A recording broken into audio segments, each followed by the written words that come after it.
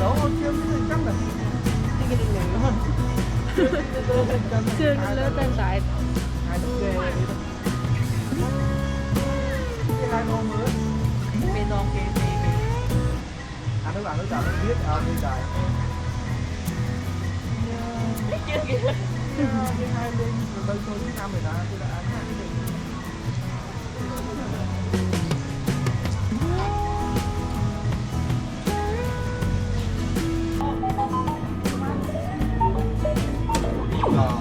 bạn này ô chất bán hưởng nhà chú công mưa à ổn ấp thịt cơ, có món thịt cơ. thật sao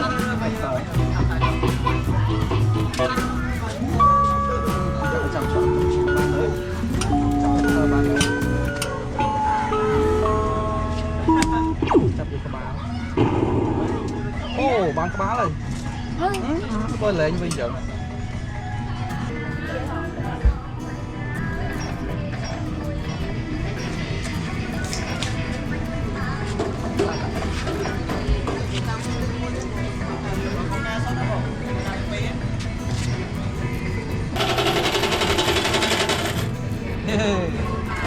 bây giờ chụp mét ok giờ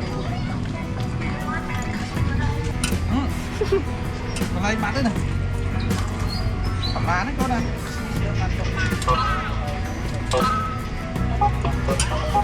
con slide ở đây mẹ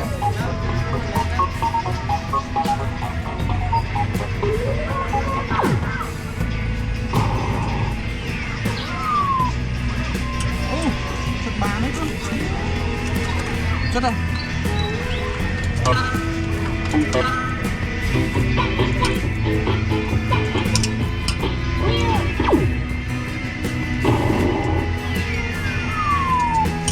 đi lấy mình lâu rồi muốn chuyện còn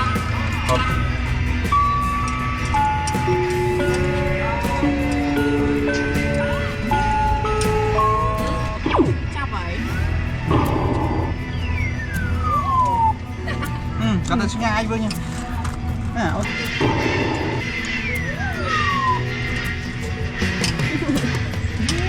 nó mang được cầm lên chứ ta ăn ở trong bàn này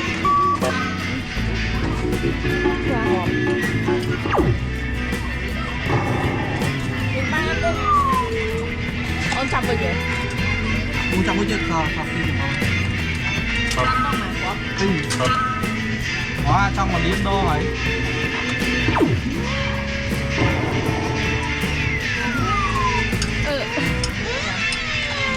bạn mình bàn chung mà nào mày tôi chu nữa phong đấy ba nhà tôi muốn làm sao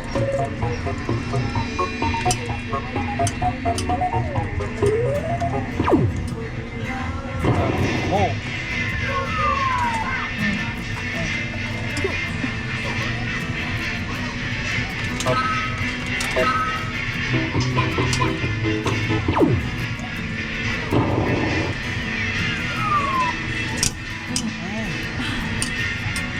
ăn đấy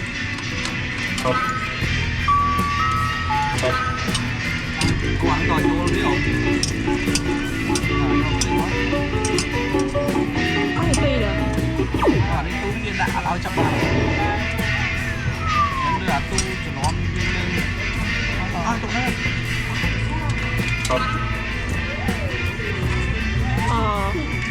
tụi nó đi làm bàn ông đi chập lên đi mình chập lên xin mong qua Nhật Bản hả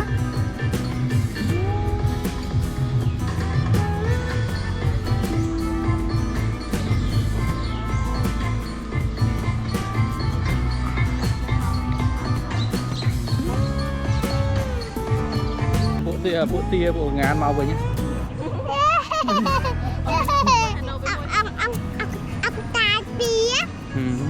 không khơi về mến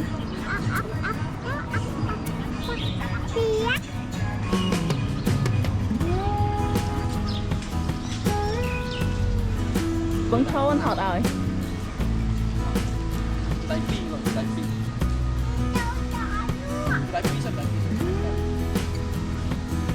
Gột hả? Mà hào mà nó người chui chết rồi.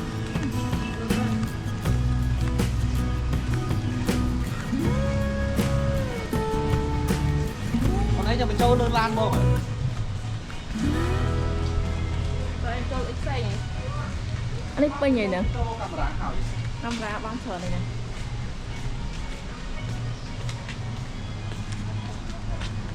Bà con miệng. Ô lan mau lan. Lạc. Tá, tê, tá. Rồi.